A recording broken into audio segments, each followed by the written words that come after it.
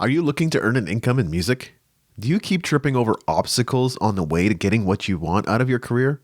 That's what we're going to be looking at in this episode of the New Music Industry Podcast.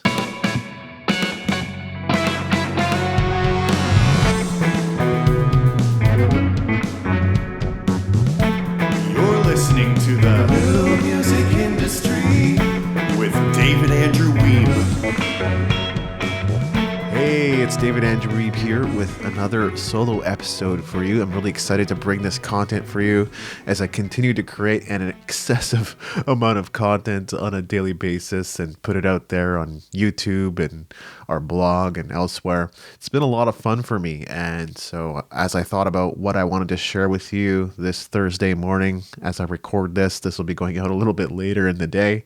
This is what came to me because I've been working on what I'm calling the free money course. We're going to come up with a better name than that, but the idea is there's a lot of things you can be doing in your music career right now to start generating more income without adding a whole ton of work to your plate. And so there's three things I'll be covering in this episode that you need to let go of as an artist if you want to earn an income in music. And most of us would say that's pretty important. Money ends up becoming a little bit of a taboo subject, like I talked about in an earlier episode with Justin Longo. The point is, we really do need to start talking about this. It really is critical and really is important because we can have more breakthroughs in our careers if we begin to explore this subject matter. Let's not just keep jumping on Clubhouse to hear talk about NFTs, and let's not just keep hoping and praying that we're going to get millions of streams of Spotify, and instead begin to open our minds to the possibilities. So let's start with number one. The problem is a lot of artists tend to poo-poo everything that isn't familiar or something they already know. And what most artists know is what? Touring, gigging, playing at clubs, right? Selling CDs, that's not really much of a thing anymore. Getting their music streamed. So in the mind of most artists, like, oh, there's two income sources, and if you're earning in other ways, well, that's just, that's not legit. You're not legit at all. Like, that's how most artists tend to think. And look, I'm an artist too.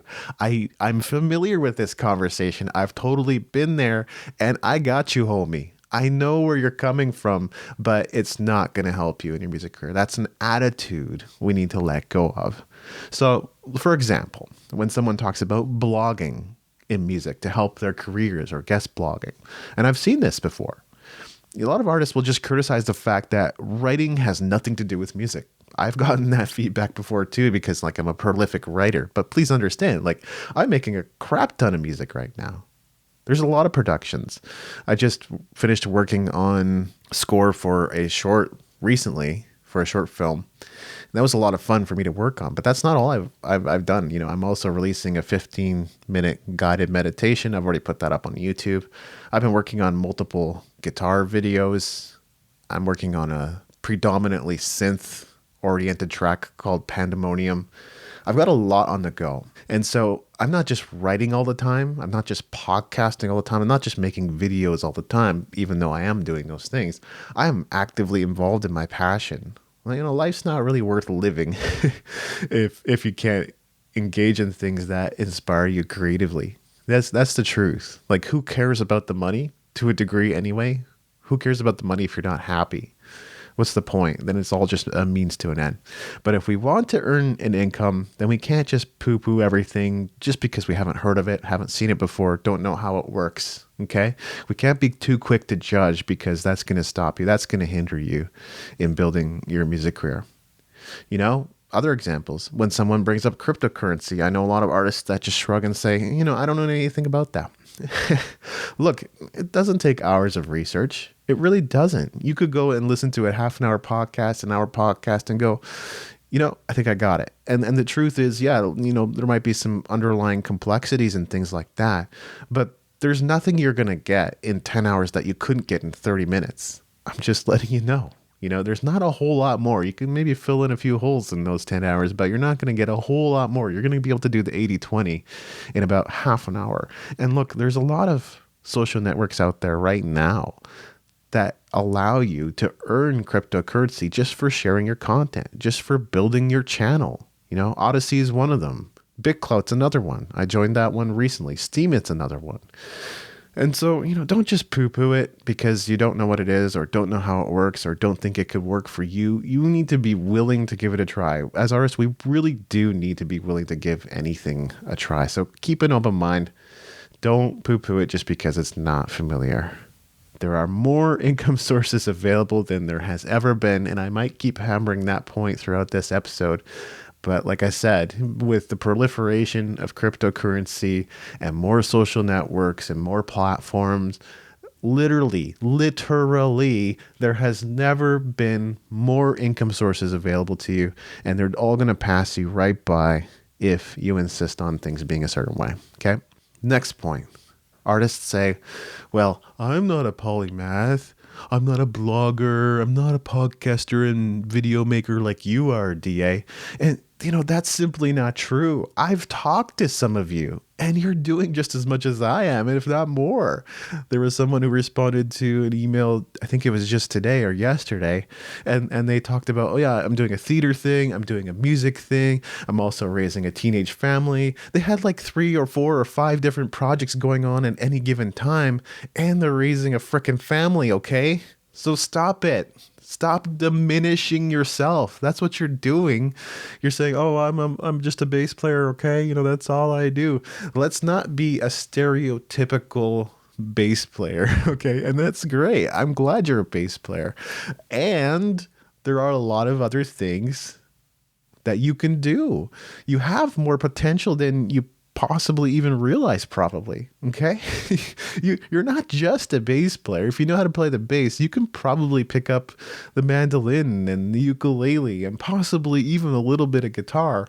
And that in many ways puts you at an advantage that many other people don't have. You can't just transfer over from piano to guitar.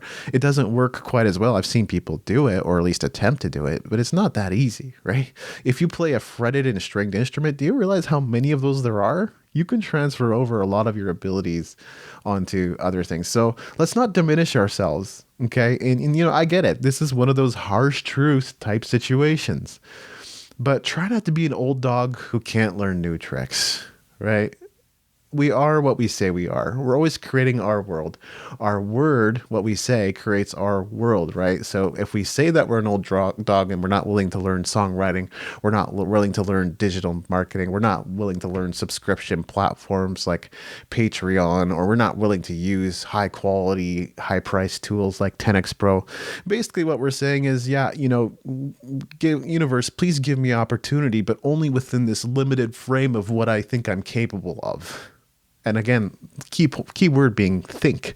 This is what I think I'm capable of, but reality is you are actually capable of so much more.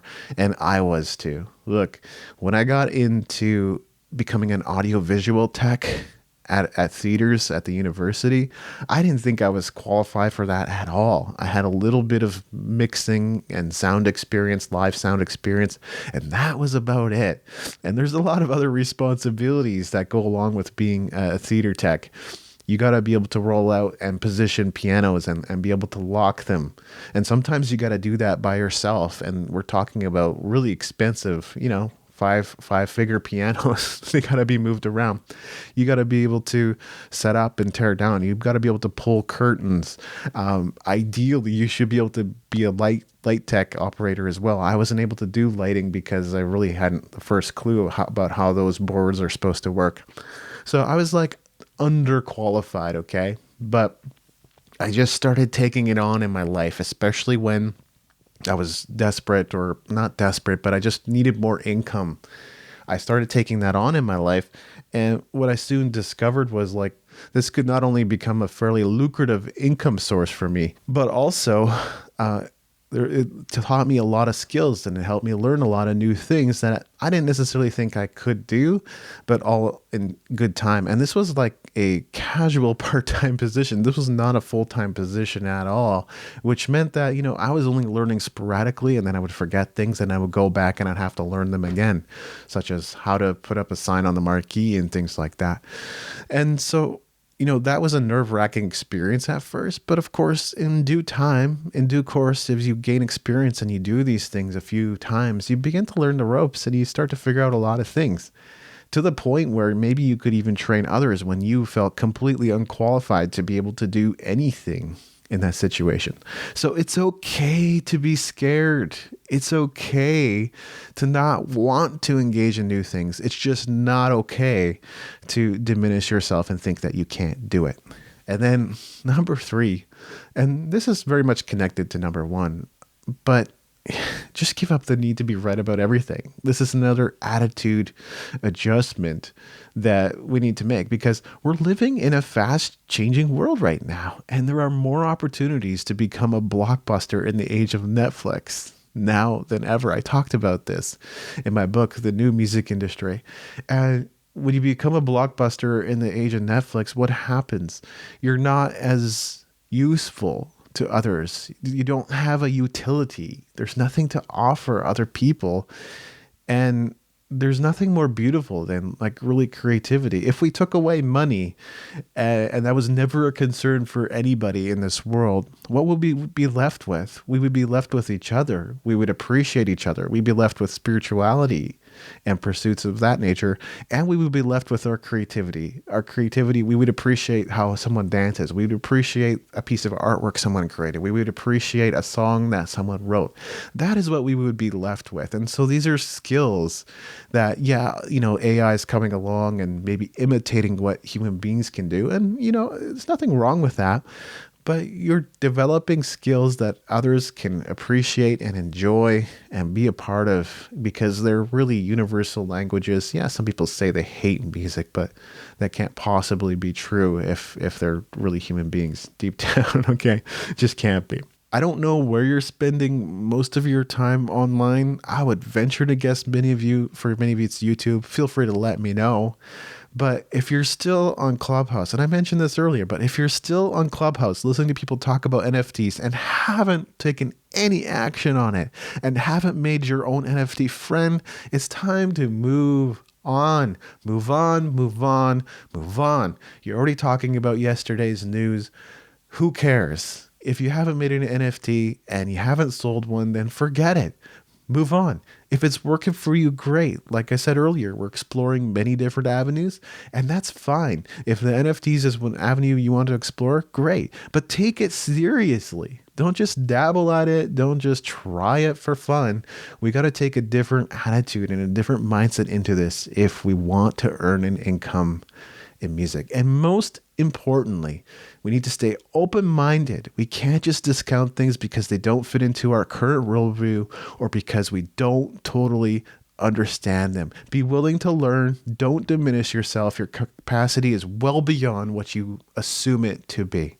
So episode summary. Number 1, don't be too quick to judge anything that isn't familiar. Maybe podcasting works as an avenue for some people. Maybe Clubhouse works as an avenue for some people. Maybe other artists are utilizing Odyssey to make an income. How would you know unless you went and saw for yourself and researched it and asked questions and interviewed others and started looking into the opportunities that are available? Number 2, be willing to keep developing yourself even if you have to start from scratch in a new endeavor. I shared an experience where I basically had to start from scratch as a theater tech at the university. And I was nervous and it was nerve-wracking, and sometimes I really didn't want to take on those gigs, but they came to me at a time in my life when I really needed them. And my income from that gig doubled very quickly. That was maybe just a new contract at the university, but it was very helpful to have that at that time. Number 3, stop trying to be right about everything. It's not about being right.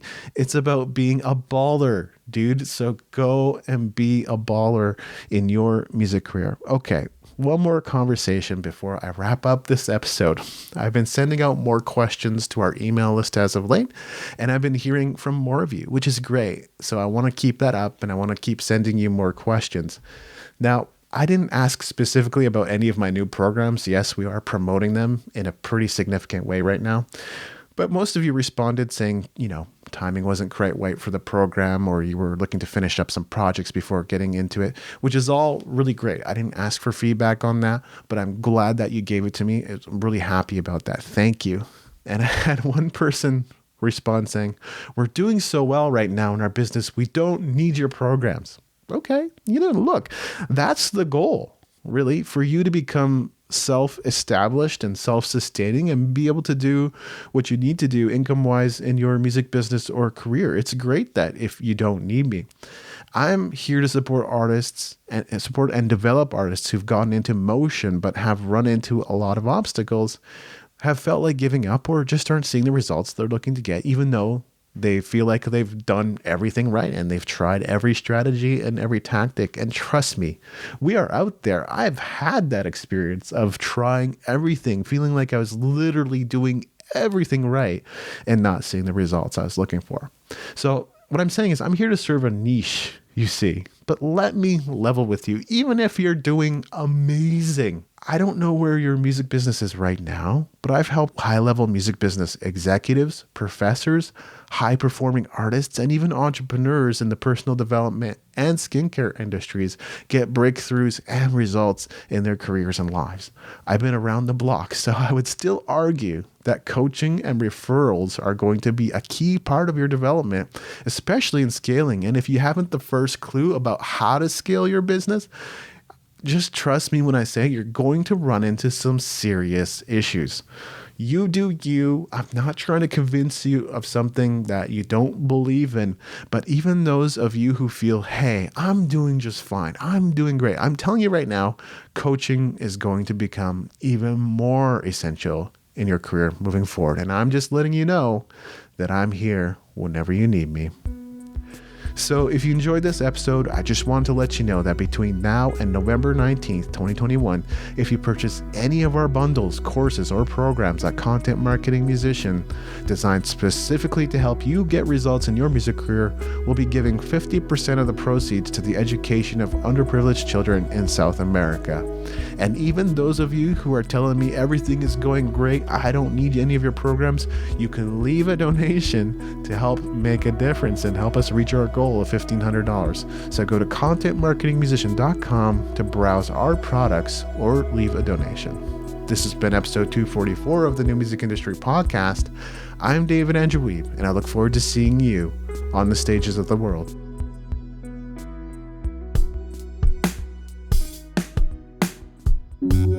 Thank you for listening.